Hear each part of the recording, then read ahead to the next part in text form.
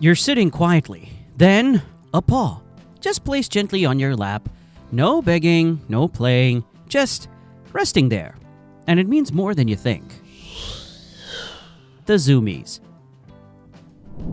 But despite being commonly associated with cats, all you dog owners know full well that pups are just as prone as kittens to suddenly bouncing around the house with the chaotic madcap energy of a jack-in-the-box and a trampoline, spiraling around your home, bouncing off the walls like their tail is on fire, known by experts as frenetic random activity periods, and known by literally just me as FRAP, or FRAP. The Zoomies are not just random chaos. There tends to be a reason behind it. Two common times your dog might be prone to having a bad case of FRAP is during playtime, perhaps obviously, and shortly after a bath, perhaps less obviously. It can also happen if they've been cooped up for a little bit too long.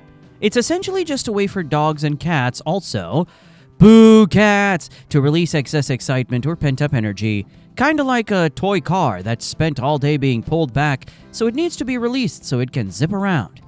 While to your mind, it may be either funny or annoying to have a dog barrel around the house, like a furry toddler riding a firework, Zoomies are so much more than funny or annoying. They are actively healthy for your dog. It helps them shake off any excess stimulation, burn off energy, and even manage stress. If your dog gets the Zoomies on a pretty regular basis, that is a very good sign. That means you are the pet parent of a very happy and excitable pup who has found a healthy outlet for all the energy that brings them joy. The head tilt. There is something many dogs do that will no doubt make your heart melt because of how irresistibly cute it is. The little head tilt. The one that looks like your dog is saying, "Wait, what?" It is perhaps the most adorable thing on earth. That's right, cat fans, even cuter than a cat doing big eyes. But why does your dog do it? It surely can't be because they know how cute it is, and they're trying to manipulate you, can it? Turns out it's not just for the awe factor.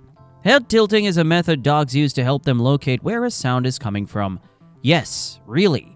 They are literally tipping their ears to try and get more in tune with the source of a noise. Dogs are highly attuned to vocal cues, so tilting their head helps them catch the most subtle of expressions and sounds. With that said, there is also a second theory. Experts have noticed that dogs with longer snouts are more prone to tilting their heads.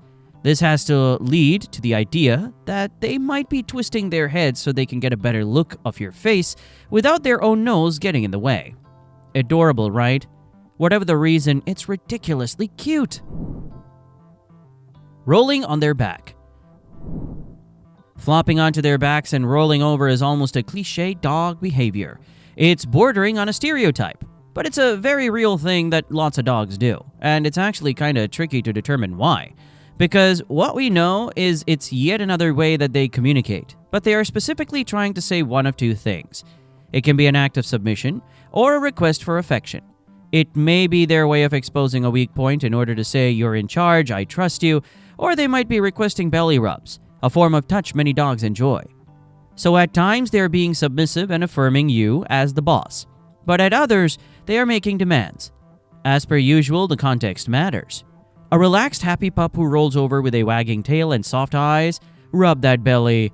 But a stiff body and tucked tail, they might be nervous and just trying to appease. So to get it right, you need to read the room, or most specifically, read the tail. The Classic Paw Touch. And so here it is. After a wait, the topic that inspired this very video, a question as old as time itself. Why does your dog put their paw on you? Is it because they think you're a robot and they're pressing the switch that'll activate you? No. If you're looking for a quick and easy answer, I'm here to break your heart, because nothing in life is ever simple, is it? As per most things regarding the quirky habits of man's best friend, there's actually a couple different possible explanations. What we have to work with here is not solid facts, but a selection of theories. But in general, a classic paw touch from a dog is, to get very simplistic about it, just a form of communication. It's one of the tools your pooch has in their arsenal to say something. And no, it isn't always, "Feed me." I mean, sure, it very often is, but not quite always. To figure out what they're trying to say with a paw touch, it's vital to consider the context. If you're just chilling on the couch with your dog and they suddenly, but gently, lay a paw on your leg, Well, they're just attempting to connect, to bond. Like popping a hand on a friend's shoulder, a way of saying, "Hey, guess who's also here? I am." They are hugely social animals, so physical touch is a major love language for them. Though they might also be trying to say something more specific than just a vague, "Yo, I'm here with you, isn't it nice?" They might also be trying to say, "You okay?" Or, "Can I get a little scratch, please?" Maybe even, "Hey, guess who loves you? Me, that's who." There's a chance they could even be saying, "Have you heard Kendrick's new album yet?" Though I'd admit that one is a lot less likely, and yes, it could be, "Yo, can you feed me, please?" Ultimately, if there is anything your dog wants to say, a gentle tap of the paw is one way they might try and alert you to what they're thinking. But as I say, context is king here. I keep saying gentle paw tap, but it might not be so gentle, and it might be accompanied by a firm and fierce stare. If they're pawing at your arms while locking eyes with you intensely, their request might be a little more demanding. Instead of, "Yo, can you feed me, please?" they might be trying to say, "Oi, you better feed me now." Instead of, "Can I get a little scratch, please?" they might be trying to say, "If you don't scratch me right now, I'm going to lose my darn mind." More seriously, a paw tap in tandem with intense eye contact is always a sign of something more serious going on. So try and read the room to determine what it is your doggo is asking for. Pretty quickly, most dogs learn that pawing at you is a successful way of starting a conversation. The question is, are you listening? Because you need to be. Paw lifting while sitting still. There is a subcategory of paw-based communication that I felt deserved to be a section all on its own, and that's lifting one paw up while sitting still, almost like a kid in class raising their hand to ask the teacher if they can go to the bathroom. This is different from the paw on you move. If your dog is sitting still but has one front paw slightly raised, that is normally a sign that they are unrelaxed and on high alert, and that is often a sign they feel uncertain about something.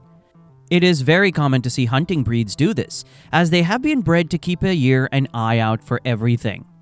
The tiniest sound might grab their attention and get them on edge, but all dogs can do it when they're focusing hard or feeling unsure. In some cases, it might even signal mild discomfort or an injury, so pay attention if it keeps happening. The soft mouth grab. But their paws and, as mentioned earlier, tails are not the only ways they communicated with us. Just like humans use their mouths to make requests, but not always via words. Something dogs are prone to doing is gently mouthing their owner's hand without actually using their teeth or hurting you. There's actually a name for this. It's called inhibited biting, and it's totally normal. From your dog's point of view, this is a great way to play with you without hurting you. Puppies learn inhibited biting when playing with their litter, so if your dog does this, that's a sign they have been very well socialized. When your dog does this, they're basically trying to invite you to play, and are probably implying they want to have a rather tough and tumble, but not too rough and tumble kind of play session. They may not wag their tails or leap into your arms, at least not while they're awake. But when they sleep, that's when it gets weird. Watch this next. You're not going to believe what it actually means.